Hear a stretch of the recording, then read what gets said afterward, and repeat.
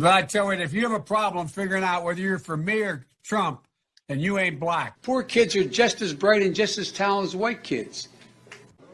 They're going to put you all back in chains. And it's amazing.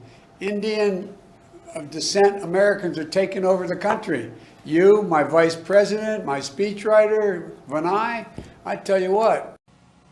Even call centers, which rushed overseas in the hundreds of thousands.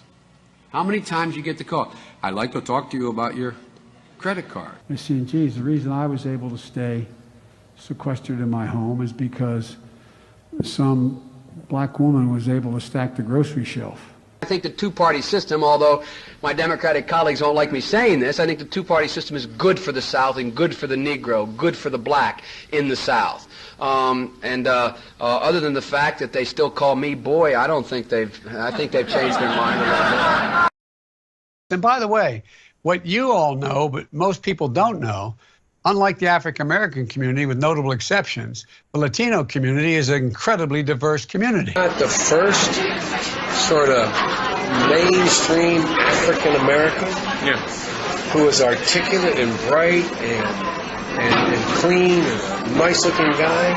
I mean, that's a storybook, man.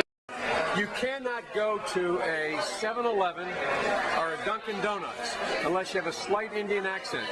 I'm not joking. I stopped in Singapore to meet with a guy named Lee Kuan Yew, who most foreign policy experts around the world say is the wisest man in the Orient. When he was over there in Iraq for a year, people would come to him and talk about what was happening to them at home in terms of foreclosures, in terms of bad loans that were these Shylocks who took advantage of these women and men.